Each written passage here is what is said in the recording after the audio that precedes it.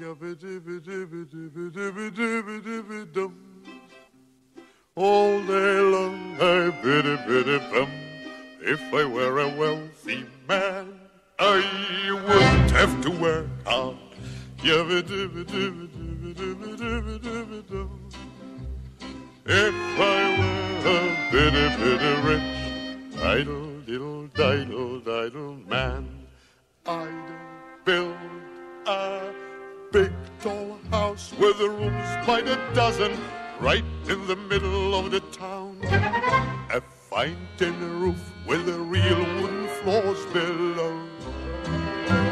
There would be one long staircase just going up, and one even longer coming down, and one more leading nowhere just for show. I'd fill my yard with the chicks and turkeys and geese and ducks for the town to see and hear, squawking just as noisily as they can. And each lob will land like a trumpet on the ear, as if to say, here lives a wealthy man.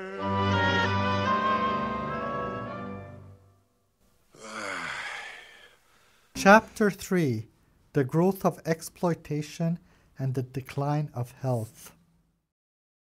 The few secretive families who over generations were carrying out a well-conceived plan for world dominance had at this point dominated world finance and world politics.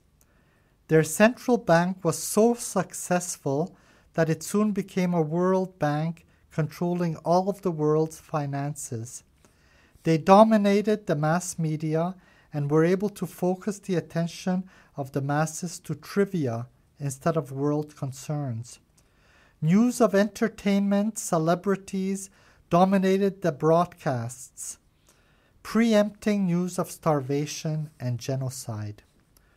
More and more new machines were made, and the rich kept on getting richer and the poor kept on getting poorer, and nature felt strangled by the greedy exploitation of her resources used to feed the machines. The machines farted and polluted the environment. While people protested with moans, groans, grumbles, and tears, nature protested and trembled with earthquakes and floods, causing great suffering to rich and poor alike. It was a time of greed that gravely affected both mankind and nature. Exploitation was carried out till there was nothing left to exploit. People were brainwashed using the mass media to want products that they didn't need. Their initial wants finally changed to needs as they became physically and emotionally addicted to them. Nicotine, alcohol, and other legalized drugs, cars, mobile phones, microwaves, synthetic nutrients, and sugared water were all marketed as beneficial and safe products. Later, they were proven to be very addictive, detrimental, and dangerous. These products and the machines that made them and the bags that they were packed in proved extremely detrimental to nature by polluting it. Many of these products proved to be dangerous to the people by altering their lifestyles and making them ill. Everything that man thought was exploitable, he tried to exploit. Children were enslaved, in many countries for cheap labor. Some parents even exploited their own children, selling them as sex slaves. Humanity was like a young, greedy businessman, desperate to make a profit.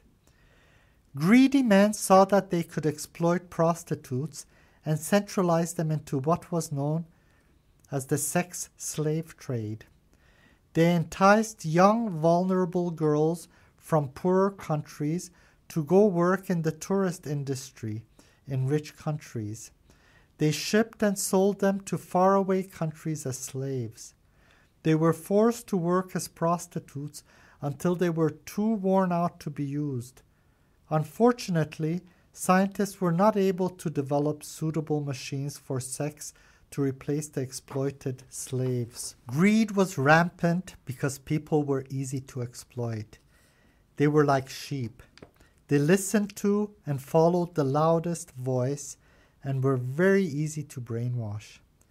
A few greedy homosexuals started a fashion industry that exploited women even more than they were already exploited by men. Using the mass media, they convinced young women to dress and paint themselves to look like prostitutes. When they were older, many had deformed feet and painful spines because of the high heels they wore to look sexy. To exploit males for their sexual desires, they sold pornographic magazines. These picture books for adults were placed next to comic books for children, just like cigarettes were placed next to candy bars and soft drinks. The candy bars made the children fat, and the drinks dissolved their teeth. Dentists were kept busy filling cavities with a cheap paste using toxic mercury. Greedy men decided to centralize healthcare and quickly succeeded to control it. They licensed doctors and set prices that were very high. They convinced the politicians to outlaw cheap and readily available medicine that came from common plants.